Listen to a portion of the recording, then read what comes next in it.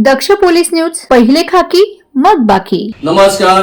सर्वप्रथम सर्व प्रेक्षकांचं दक्ष police news मध्ये मनपूर्वक स्वागत. काल आपण दक्ष पोलीस न्यूजच्या माध्यमातून नाशिक महानगरपालिकेच्या प्रभाग 26च्या अंतर्गत रस्त्यांविषयी वृत्तप्रसारण केलं होतं. नाशिक मनपा प्रभाग 26चे रस्ते बनले मृत्यूचा सापळा, नागरिकांचा जीव धोक्यात, जबाबदार कोण, या संदर्भात या वृत्ताचं मनपा प्रभाग 26च्या नगरसेवकांनी घेतली दखल. त्या संदर्भात आपण थोडक्यात त्यांच्याकडूनच जाणून घेणार आहोत. अण्णासाहेब, काल पावसाच्या पाण्यामुळे खड्ड्यांचा जो काही महापूर या ठिकाणी घडलेला, जसं पाण्याचा महापूर येतो, परंतु नाशिक शहरामध्ये रस्त्यांवर अनेक जागे खड्डे पडलेले आहेत आणि कुंभमेळ्याच्या पार्श्वभूमीवर ही कामाची रस्त्यांची विकासाची दुरास करत असताना रस्ते खड्डेमय झालेले आहेत. त्याच पार्श्वभूमीवर जे मध्य रस्ते अंतर्गत शहराच्या अंतर्गत रस्ते आहेत नगरातील, ते देखील खड्डेमय झाले.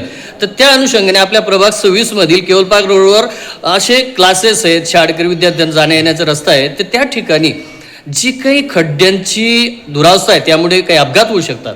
तर त्या संदर्भात आपण वृत्त प्रसारण केलं, त्याबद्दल आपण काय? खरं तर आजपासून प्रभाग क्रमांक 26 मध्ये जे आमच्या महापौर उपमहापौरांच्या संकल्पनेतून टास्क फोर्सचं आयोजन केलं आहे.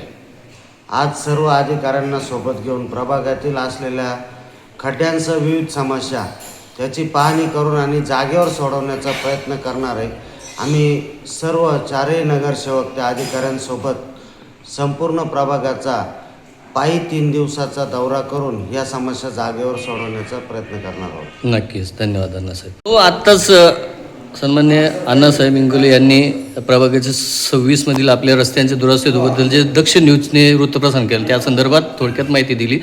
आपण देखील या घटनेला कशा पद्धतीने बघता की जनतेची सुरक्षा आपण वारंवार स्वतः उभं राहून करताना जनतेने पाहिलेलं आहे, जनतेच्या हिताचं आपण कार्य करताना पाहिलेलं आहे. त्याच जनतेसाठी या रस्त्यांवर जे खड्डे पडलेत, आपण बघितलं असेल ठेकेदाराविषयी आम्ही वेळोवेळी तक्रारी केल्या. हा सर्व 2 लिंक रोडचे खड्डे आहे, हा ठेकेदाराचा आहे, कोणत्या अधिकारी किंवा त्याच्यात नगरसेवकांचा दोष नाही आहे.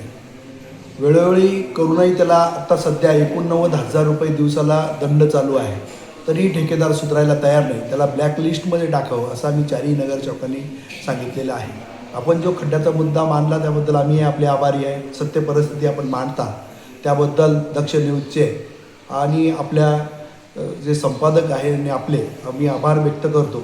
परंतु अशाच सत्य घटना सर्व पत्रकारांनी दाखवाव्यात. आम्ही त्यांना नक्की सहकार्य करू, परंतु कुठेही एखादा रोडच्या कडेचा खड्डा, रोड चांगला आहे परंतु कुठेतरी रोडचा खड्डा दाखवणं, अशा चुकीच्या बातम्या करू नये.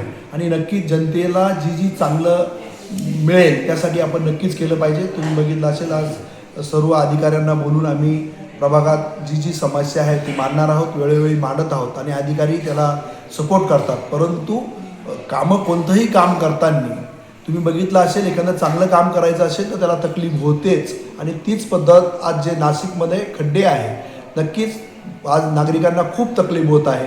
परंतु काही दिवसात ही रस्ते आपल्याला खूप सुंदर आणि चांगले दिसतील. आणि ह्या नाशिककरांसाठीच माझ्या मते चांगल्या कामासाठी नाशिककरांनी थोडंसं सहकार्य करावं एवढीच विनंती करतो. आणि ठेकेदारांनी मनमानी करू नये.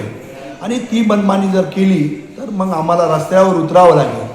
शेवट दुसरा पर्याय नाही. नागरिकांसाठीच आम्ही आहोत आणि नक्कीच नागरिकांसाठी वेळ पडली तर मग रस्त्यावरही उतरू. म्हणून माझी आपल्यामार्फत सर्व नागरिकांना विनंती आहे, आपण पावसाळा दिवस आहे, आपण गाड्या जपून चालवाव्या जेणेकरून ॲक्सिडेंट होणार नाही आणि आपल्या तब्येतीची काळजी घ्यावी.